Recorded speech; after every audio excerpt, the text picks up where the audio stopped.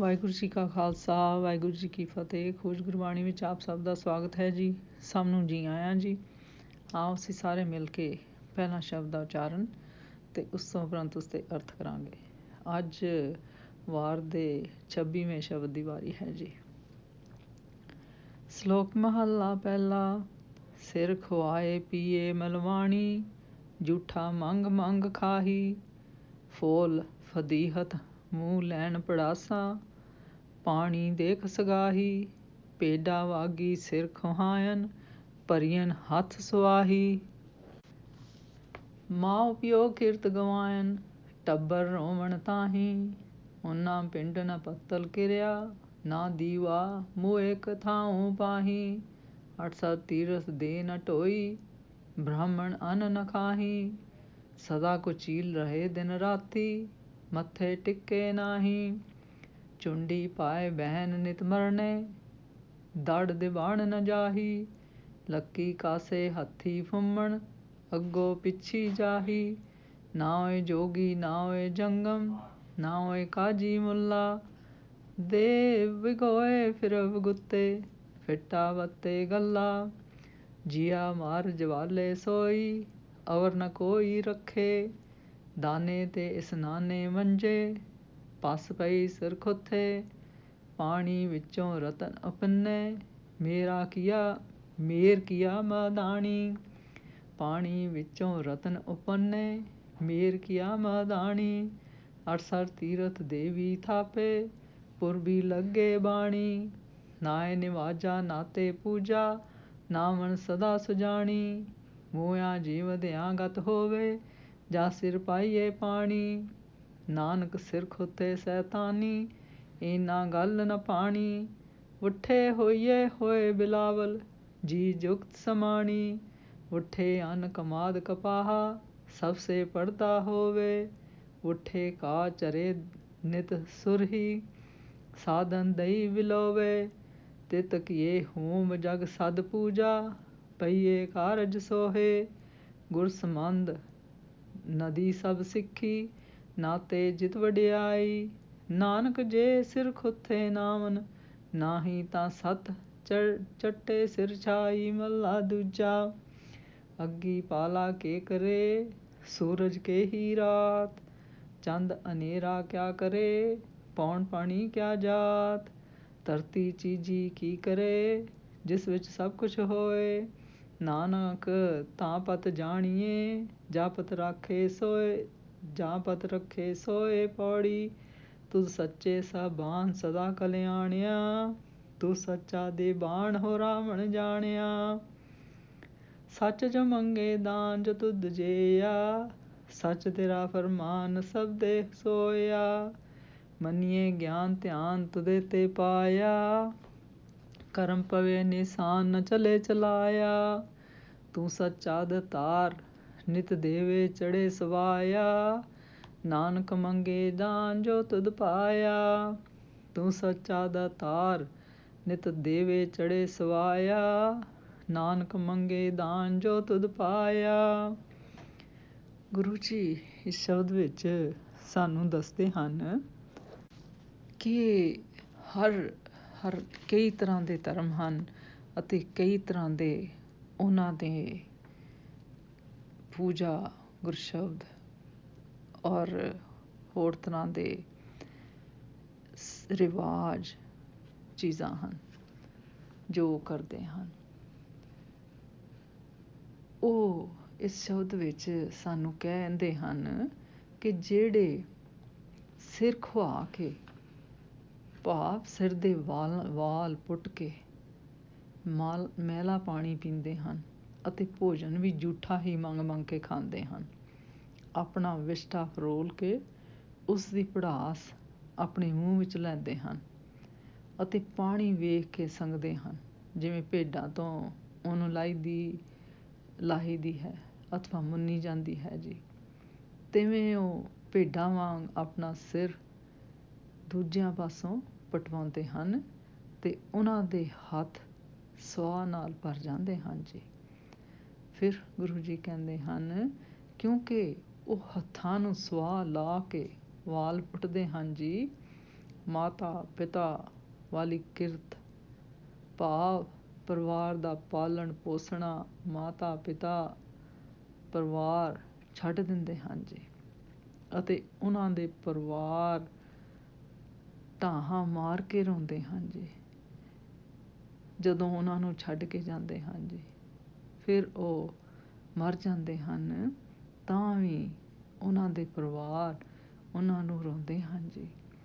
ਉਹਨਾਂ ਦੇ ਧਰਮ ਦੀ ਰੀਤੀ ਅਨੁਸਾਰ ਉਹਨਾਂ ਦੇ ਨਮਤ ਨਾ ਪਿੰਡ ਭਰੇ ਜਾਂਦੇ ਹਨ, ਨਾ ਪਤਲ ਦਿੱਤੀ ਜਾਂਦੀ ਹੈ, ਨਾ ਕੋਈ ਕਰਮ ਕਿਰਿਆ ਕੀਤੀ ਜਾਂਦੀ ਹੈ ਜੀ, ਨਾ ਕੋਈ ਦੀਵਾ ਜਗਾਇਆ ਜਾਂਦਾ ਹੈ ਜੀ। ਪਤਾ ਨਹੀਂ ਉਹ ਮੋਏ ਹੋਏ ਕਿੱਥੇ ਪਾਏ ਜਾਂਦੇ ਹਨ ਜੀ, ਭਾਵ ਉਹਨਾਂ ਦਾ ਮਰਿਆ ਮ੍ਰਿਤਕ ਸਰੀਰ ਕਿੱਥੇ ਗਿਆ ਜੀ।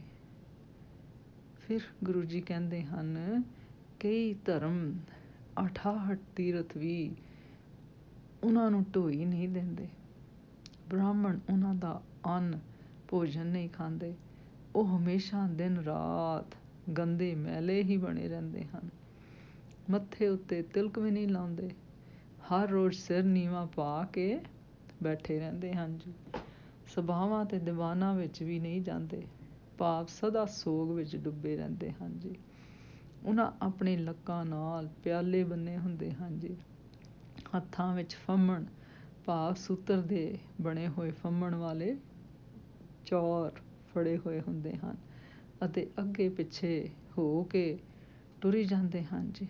ਨਾ ਉਹ ਜੋਗੀ, ਨਾ ਉਹ ਜੰਗਮ, ਨਾ ਉਹ ਕਾਜੀ ਅਤੇ ਨਾ ਉਹ ਮੌਲਵੀ ਹਨ ਜੀ, ਭਾਵ ਉਹ ਕਿਸੇ ਫਿਰਕੇ ਨਾਲ ਸੰਬੰਧ ਨਹੀਂ ਰੱਖਦੇ ਅਤੇ ਨਾ ਹੀ ਮੇਲ ਖਾਂਦੇ ਹਨ ਜੀ। ਫਿਰ ਗੁਰੂ ਜੀ ਕਹਿੰਦੇ ਹਨ ਰੱਬ ਨੇ ਜੋ ਖਰਾਬ ਕੀਤੇ ਮਵਾਏ ਹਨ ਉਹ ਖਰਾਬ ਹੋਈ ਫਿਰਦੇ ਹਨ। ਉਹ ਆਪ ਹੀ ਨਹੀਂ ਸਗੋਂ ਉਹਨਾਂ ਦਾ ਸਾਰਾ ਟੋਲਾ ਹੀ ਇਸੇ ਤਰ੍ਹਾਂ ਹੀ ਧਿਕਾਰਿਆ ਫਿਰਦਾ ਰਹਿੰਦਾ ਹੈ ਜੀ। ਫਿਰ ਗੁਰੂ ਜੀ ਕਹਿੰਦੇ ਹਨ ਇਸ ਟੋਲੇ ਨੂੰ ਇਹ ਗਿਆਨ ਹੀ ਨਹੀਂ ਕਿ ਜੀਆਂ ਨੂੰ ਮਾਰ ਕੇ ਜਵਾਲਣ ਵਾਲਾ ਉਹ ਪਰਮੇਸ਼ਰ ਆਪ ਹੈ ਜੀ। ਉਸ ਤੋਂ ਬਿਨਾਂ ਹੋਰ ਦੂਜਾ ਕੋਈ ਮੌਤ ਤੋਂ ਬਚਾ ਕੇ ਜਿਉਂਦਾ ਨਹੀਂ ਜੀ, ਔਰ ਰੱਖ ਨਹੀਂ ਸਕਦਾ ਜੀ। ਇਹ ਟੋਲਾ ਦਾਨ ਅਤੇ ਇਸ਼ਨਾਨ ਤੋਂ ਵਾਂਝਿਆ ਹੋਇਆ ਹੈ ਜੀ। ਜਿਨ੍ਹਾਂ ਦੇ ਖੁੱਥੇ ਹੋਏ ਸਿਰ ਉੱਤੇ ਸਵਾਹ ਪਈ ਰਹਿੰਦੀ ਹੈ ਜੀ, ਜਿਸ ਪਾਣੀ ਵਿੱਚ ਇਸ਼ਨਾਨ ਕਰਨ ਤੋਂ ਇਹ ਸਰੇਵੜੇ ਸੰਗਦੇ ਹਨ, ਉਸ ਬਾਰੇ ਉਹਨਾਂ ਨੂੰ ਇਹ ਨਹੀਂ ਪਤਾ ਕਿ ਦੇਵਤਿਆਂ ਨੇ ਜਦ ਸਮੇਰ ਪਰਬਤ ਨੂੰ ਮਧਾਣੀ ਬਣਾ ਕੇ ਸਮੁੰਦਰ ਰਿੜਕਿਆ ਸੀ, ਉਦੋਂ ਪਾਣੀ ਵਿੱਚੋਂ ਹੀ ਰਤਨ ਕੀਮਤੀ ਪਦਾਰਥ ਨਿਕਲੇ ਸਨ ਜੀ। ਪਾਣੀ ਦੇ ਫਲਸਰੂਪ ਹੀ ਦੇਵਤਿਆਂ ਲਈ 68 ਤੀਰਥ ਇਸ਼ਨਾਨ ਕਰਨ ਲਈ ਬਣਾਏ ਗਏ ਹਨ ਜੀ, ਜਿੱਥੇ ਕਿ ਪੁਰਬੀ ਮੇਲੇ ਲੱਗਦੇ ਹਨ ਜੀ ਅਤੇ ਕਥਾ ਵਾਰਤਾ ਹੁੰਦੀ ਹੈ ਜੀ। ਫਿਰ ਗੁਰੂ ਜੀ ਕਹਿੰਦੇ ਹਨ ਫਿਰ ਵੇਖੋ ਨਹਾ ਕੇ ਨਮਾਜ਼ ਪੜ੍ਹੀ ਜਾਂਦੀ ਹੈ, ਨਹਾ ਕੇ ਹੀ ਪੂਜਾ ਹੁੰਦੀ ਹੈ। ਸਿਆਣੇ ਪੁਰਸ਼ ਨਿਤਾ ਪ੍ਰਤੀ ਇਸ਼ਨਾਨ ਕਰਦੇ ਹਨ ਜੀ। ਜਦ ਸਿਰ ਉੱਤੇ ਪਾਣੀ ਪਾਈਏ ਭਾਵ ਇਸ਼ਨਾਨ ਕਰਾਈਦਾ ਹੈ। ਇਸ ਲਈ ਮੋਇਆ ਜਿਉਂਦਿਆਂ ਮਨੁੱਖ ਦੀ ਗਤੀ ਸ਼ੁੱਧੀ ਸਵੱਛਤਾ ਰਹਿੰਦੀ ਹੈ ਜੀ। ਫਿਰ ਗੁਰੂ ਜੀ ਕਹਿੰਦੇ ਹਨ ਕਿ ਇਹ ਸਿਰ ਖੁੱਥੇ ਸ਼ੈਤਾਨ ਬਿਰਤੀ ਵਾਲੇ ਸਾਧੂ ਹਨ ਜੀ, ਇਹਨਾਂ ਨੂੰ ਇਸ਼ਨਾਨ ਕਰਨ ਵਾਲੀ ਗੱਲ ਚੰਗੀ ਨਹੀਂ ਲੱਗਦੀ। ਮਹੀਨਿਓਂ ਮਹੀਨਾ ਇਹ ਇਸ਼ਨਾਨ ਹੀ ਨਹੀਂ ਕਰਦੇ, ਭਾਵ ਇਹਨਾਂ ਨੂੰ ਇਹ ਸਿਖਾਉਂਦਾ ਹੀ ਨਹੀਂ ਜੀ। ਫਿਰ ਗੁਰੂ ਜੀ ਕਹਿੰਦੇ ਹਨ ਮੀਂਹ ਦੇ ਵਸਣ ਨਾਲ ਜਗਤ ਵਿੱਚ ਖੁਸ਼ੀ ਹੁੰਦੀ ਹੈ, ਕਿਉਂਕਿ ਸਾਰੇ ਜੀਆਂ ਦੀ ਜੀਵਨ ਜੁਗਤੀ ਇਸ ਪਾਣੀ ਵਿੱਚ ਹੀ ਸਮਾਈ ਹੁੰਦੀ ਹੈ ਜੀ, ਭਾਵ ਹਰ ਕੋਈ ਪਾਣੀ ਕਰਕੇ ਹੀ ਹਰਾ ਭਰਾ ਰਹਿੰਦਾ ਹੈ ਜੀ। ਮੀਂਹ ਵਸਣ ਨਾਲ ਅੰਨ ਕਣਕ ਕਮਾਦ ਕਪਾਹ ਪੈਦਾ ਹੁੰਦੀ ਹੈ ਜੀ, ਜੋ ਕੱਪੜੇ ਦਾ ਰੂਪ ਧਾਰ ਕਰਕੇ ਹਰ ਇੱਕ ਦਾ ਪਰਦਾ ਢੱਕਦੀ ਹੈ ਜੀ। ਮੀਂਹ ਵਸਣ ਨਾਲ ਘਾਹ ਬਹੁਤ ਉੱਗਦਾ ਹੈ ਜੀ, ਜਿਸ ਨੂੰ ਹਰ ਰੋਜ਼ ਗਊਆਂ ਚਰਦੀਆਂ ਹਨ ਜੀ ਅਤੇ ਦੁੱਧ ਦਿੰਦੀਆਂ ਹਨ ਜੀ, ਜਿਸ ਨੂੰ ਅਸੀਂ ਜਮਾ ਕੇ ਦਹੀਂ ਬਣਾਉਂਦੇ ਹਾਂ ਜੀ, ਅਤੇ ਉਸਨੂੰ ਰਿੜਕ ਕੇ ਉਸ ਤੋਂ ਮੱਖਣ ਅਤੇ ਘਿਓ ਬਣਦਾ ਹੈ ਜੀ। ਉਸ ਘਿਓ ਨਾਲ ਸਦਾ ਹੋਮ ਯੱਗ ਤੇ ਪੂਜਾ ਹੁੰਦੀ ਹੈ ਅਤੇ ਘਿਓ ਦੇ ਪਾਇਆ ਹੀ ਸਾਰਾ ਕਾਰਜ ਸ਼ੋਭਦਾ ਹੈ ਜੀ। ਫਿਰ ਅੰਤ ਵਿੱਚ ਸਾਰੀ ਵਿਚਾਰ ਦਾ ਤੱਤ ਕੱਢਦੇ ਹੋਏ ਗੁਰੂ ਜੀ ਕਹਿੰਦੇ ਹਨ ਕਿ ਗੁਰੂ ਸਮੁੰਦਰ ਦੀ ਨਿਆਈ ਹੈ ਅਤੇ ਉਸ ਦੀ ਸਿੱਖਿਆ ਸਭ ਨਦੀਆਂ ਸਮਾਨ ਹੈ ਜੀ, ਜਿਸ ਵਿੱਚ ਨਹਾਉਣ ਨਾਲ ਭਾਵ ਸੁਰਤ ਜੋੜਨ ਨਾਲ ਲੋੜੀਂਦੀ ਵਡਿਆਈ ਮਿਲਦੀ ਹੈ ਜੀ।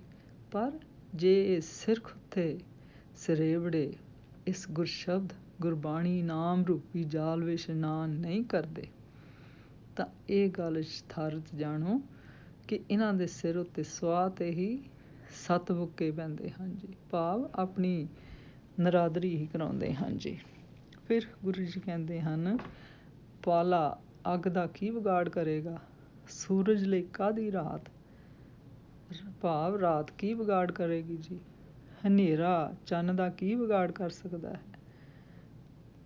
ਜਿਸ ਧਰਤੀ ਵਿੱਚ ਹਰ ਇੱਕ ਚੀਜ਼ ਪੈਦਾ ਹੁੰਦੀ ਹੈ, ਭਾਵ ਪਾਲਾ, ਰਾਤ, ਹਨੇਰਾ, ਜਾਤ ਆਦਿ ਕੁਝ ਵੀ ਨਹੀਂ ਵਿਗਾੜ ਸਕਦੀਆਂ ਜੀ। ਫਿਰ ਗੁਰੂ ਜੀ ਕਹਿੰਦੇ ਹਨ ਕਿ ਜਦ ਗੁਰੂ ਵਾਹਿਗੁਰੂ ਇੱਜ਼ਤ ਰੱਖੇ ਤਾਂ ਹੀ ਇੱਜ਼ਤ ਰਹੀ ਜਾਣੋ, ਭਾਵ ਆਪਣੀ ਬਣਾਈ ਇੱਜ਼ਤ ਦਾ ਕੀ ਮਾਣ ਹੈ ਜੀ। ਫਿਰ ਗੁਰੂ ਜੀ ਕਹਿੰਦੇ ਹਨ, ਹੇ ਸੱਚੇ ਵਾਹਿਗੁਰੂ, ਤੂੰ ਅਚਰਜ ਰੂਪ ਹੈ, ਮੈਂ ਤੈਨੂੰ ਸਦਾ ਹੀ ਸਲਾਹਿਆ ਹੈ ਜੀ। ਤੂੰ ਸੱਚਾ ਦੀਵਾਨ ਆਸਰਾ ਹੈ ਜੀ, ਹੋਰ ਦੁਨੀਆ ਦੇ ਸਾਰੇ ਆਸਰੇ ਆਉਣ ਜਾਣੇ ਵੱਲ ਹਨ ਜੀ। ਫਿਰ ਗੁਰੂ ਜੀ ਕਹਿੰਦੇ ਹਨ, ਜਿਹੜੇ ਮਨੁੱਖ ਤੇਥੋਂ ਗੁਰਸ਼ਬਦ ਗੁਰਬਾਣੀ ਸੱਚ ਰੂਪ ਦਾਨ ਮੰਗਦੇ ਹਨ, ਉਹ ਵੀ ਤੇਰੇ ਵਰਗੇ ਹੀ ਹਨ ਜੀ। ਤੇਰਾ ਫਰਮਾਨ ਸੱਚ ਰੂਪ ਹੈ ਜੀ। ਜੋ ਗੁਰਮਤਿ ਦਾ ਰਸਤਾ ਗੁਰਸ਼ਬਦ ਗੁਰਬਾਣੀ ਦੁਆਰਾ ਗੁਰਮਤਿ ਦਾ ਰਸਤਾ ਅਪਣਾਉਂਦੇ ਹਨ, ਉਹੀ ਸੋਭਾ ਵਾਲਾ ਹੈ ਜੀ ਅਤੇ ਉਹਨਾਂ ਨੂੰ ਚੰਗਾ ਲੱਗਦਾ ਹੈ ਜੀ। ਤੇਰਾ ਹੁਕਮ ਮੰਨਣ ਨਾਲ ਉਹਨਾਂ ਨੇ ਗਿਆਨ ਧਿਆਨ ਤੇਰੇ ਪਾਸੋਂ ਹੀ ਪ੍ਰਾਪਤ ਕੀਤਾ ਹੈ ਜੀ। ਫਿਰ ਗੁਰੂ ਜੀ ਕਹਿੰਦੇ ਹਨ ਕਿ ਤੇਰੀ ਕਿਰਪਾ ਨਾਲ ਹੀ ਨਾਮ ਰੂਪ ਨਿਸ਼ਾਨ ਪੈਦਾ ਹੁੰਦਾ ਹੈ ਜੀ, ਜਿਹੜਾ ਫਿਰ ਕਿਸੇ ਦਾ ਮਿਟਾਇਆ ਵੀ ਨਹੀਂ ਮਿਟ ਸਕਦਾ ਜੀ। ਤੂੰ ਸੱਚਾ ਦਾਤਾ ਹੈ, ਹਰ ਰੋਜ਼ ਜੀ ਦਾਨ ਦਿੰਦਾ ਹੈ ਜੀ, ਜੋ ਬਹੁਮੁੱਲਾ ਹੈ ਜੀ, ਜਿਸ ਦੀ ਕੋਈ ਕੀਮਤ ਨਹੀਂ ਜੀ, ਜੋ ਸਵਾਇਆ ਹੁੰਦਾ ਰਹਿੰਦਾ ਹੈ ਜੀ। ਅਤੇ ਨਾਨਕ ਤੇਰੇ ਪਾਸੋਂ ਉਹੀ ਦਾਨ ਮੰਗਦਾ ਹੈ ਜੀ ਜੋ ਤੈਨੂੰ ਚੰਗਾ ਲੱਗਦਾ ਹੈ ਜੀ। ਭਾਵ ਗੁਰੂ ਅੱਗੇ ਮਾਲਕ ਅੱਗੇ ਅਰਦਾਸ ਕਰਨੀ ਹੈ ਕਿ ਸੱਚੇ ਪਾਤਸ਼ਾਹ ਆਪਣੀ ਸਾਡੇ 'ਤੇ ਮਿਹਰ ਕਰੇ ਜੀ। ਇਸ ਸ਼ਬਦ ਦਾ ਸਾਰ ਇਸ ਤਰ੍ਹਾਂ ਕਰੀਏ, ਗੁਰਮਤਿ ਵਿੱਚ ਉਸ ਅਹਿੰਸਾ ਨੂੰ ਠੀਕ ਮੰਨਿਆ ਹੈ ਜੋ ਦਇਆ ਤੋਂ ਉਪਜਦੀ ਹੈ ਜੀ। ਸਿਧਾਂਤ ਇਹ ਹੈ ਕਿ ਰੱਬੀ ਵਿਧਾਨ ਵਿੱਚ ਰਹਿ ਕੇ ਹੀ ਮਨੁੱਖ ਆਪਣੀ ਮੱਤ ਕਾਇਮ ਕਰ ਸਕਦਾ ਹੈ ਜੀ ਅਤੇ ਉਸ ਵਿੱਚ ਹੋਰ ਵਾਧਾ ਕਰ ਸਕਦਾ ਹੈ ਜੀ। ਫਿਰ ਗੁਰੂ ਜੀ ਕਹਿੰਦੇ ਹਨ, ਅਜਿਹੀ ਉੱਤਮ ਕਿਰਿਆ ਕਰਨ ਮੁਇਆ ਜੀਵ ਦਿਆਂਗਤ ਹੋਵੇ, ਜੇ ਸਿਰ ਪਾਈਏ ਪਾਣੀ। ਅਜਿਹੀ ਉੱਤਮ ਕਿਰਿਆ ਕਰਨ ਵੱਲੋਂ ਮੂੰਹ ਫੇਰਨਾ, ਆਪਣੇ ਵੱਲੋਂ ਵਾਲ ਸਵਾਹ ਦੇ ਭਰੇ ਹੋਏ ਹੱਥਾਂ ਨਾਲ ਆ ਪੁੱਟਣੇ, ਕੀ ਇਹ ਮਨੁੱਖੀ ਸਭਿਅਤਾ ਵਿੱਚ ਗਲਾਨੀ ਵਾਲਾ ਅਸ਼ੁਭ ਕਰਮ ਨਹੀਂ। ਫਿਰ ਗੁਰੂ ਜੀ ਇਸ ਪੰਕਤੀ ਵਿੱਚ ਕਹਿੰਦੇ ਹਨ, ਗੁਰ ਸੰਬੰਧ ਨਦੀ ਸਭ ਸਿੱਖੀ, ਨਾਤੇ ਜਿਤ ਵਡਿਆਈ। ਭਾਵ ਪ੍ਰਮਾਣਾਂ ਰਾਹੀਂ ਇਹ ਸਿੱਧ ਕੀਤਾ ਹੈ ਕਿ ਕੋਈ ਮਨੁੱਖ ਕਿਤਨੇ ਬਲ ਵਾਲਾ ਕਿਉਂ ਨਾ ਹੋਵੇ, ਉਸ ਪਰਮੇਸ਼ਰ ਦੀ ਰਜ਼ਾ ਤੋਂ ਬਿਨਾਂ ਨਾ ਉਹ ਕਿਸੇ ਦੀ ਇੱਜ਼ਤ ਆਬਰੂ ਘਟਾ ਸਕਦਾ ਹੈ ਤੇ ਨਾ ਹੀ ਵਧਾ ਸਕਦਾ ਹੈ ਜੀ। ਫਿਰ ਗੁਰੂ ਜੀ ਕਹਿੰਦੇ ਹਨ, ਅਚਰਜ ਰੂਪ ਪਰਮੇਸ਼ਰ ਦੀ ਸਿਫਤ ਕੀਤੀ ਹੈ, ਆਪਣਾ ਆਪ ਉਸ ਪਰਮੇਸ਼ਰ ਅੱਗੇ ਸਮਰਪਿਤ ਕਰਨਾ ਹੈ। ਭਾਵ ਗੁਰਬਾਣੀ ਦੀ ਸੇਧ ਲੈ ਕੇ ਗੁਰਮਤਿ ਦਾ ਜੀਵਨ ਅਪਣਾਉਣਾ ਹੈ ਜੀ, ਗੁਰਮਤ ਦੇ ਰਸਤੇ 'ਤੇ ਚੱਲਣਾ ਹੈ ਜੀ। ਅਤੇ ਫਿਰ ਉਸ ਪਰਮੇਸ਼ਰ ਅੱਗੇ ਆਪਣਾ ਆਪ ਉਸ ਨੂੰ ਸੌਂਪ ਦੇਣਾ ਹੈ ਜੀ, ਭਾਵ ਹਰ ਮੂਲ ਨਾਲ ਜੁੜਨਾ ਹੈ ਜੀ, ਜਿਸ ਦਾਨ ਦੀ ਉਹ ਜਾਚਨਾ ਕਰਦੇ ਹਨ ਜੀ। ਉਹ ਆਪਣੀ ਇੱਛਾ ਅਨੁਸਾਰ ਨਹੀਂ ਕੀਤੀ, ਸਗੋਂ ਇਸ ਦੀ ਗੁਰਪਰਮੇਸ਼ਰ ਅੱਗੇ ਅਰਦਾਸ ਕਰਨੀ ਹੈ ਕਿ ਸਾਨੂੰ ਇਹ ਉਹੋ ਜਿਹਾ ਦਾਨ ਦੇਵੇ ਜੀ। ਅੱਜ ਦਾ ਵਿਚਾਰ ਕਰਦੇ ਹਾਂ। ਫਿਰ ਉਹ ਇਸ ਪੰਕਤੀ ਵਿੱਚ ਕਹਿੰਦੇ ਹਨ, ਨਾਨਕ ਮੰਗੇ ਦਾਨ ਜੋ ਦੁੱਧ ਪਾਇਆ। ਅੱਜ ਦਾ ਵਿਚਾਰ ਕਰਦੇ ਹਾਂ। ਮੇਰੇ ਕੋਲੋਂ ਅਨੇਕਾਂ ਭੁੱਲਾਂ ਹੋਈਆਂ ਹੋਣਗੀਆਂ, ਉਸ ਵਾਸਤੇ ਮੈਂ ਖਿਮਾ ਦੀ ਜਾਚਕ ਹਾਂ ਜੀ। ਵਾਹਿਗੁਰੂ ਜੀ ਕਾ ਖਾਲਸਾ, ਵਾਹਿਗੁਰੂ ਜੀ ਕੀ ਫਤਿਹ।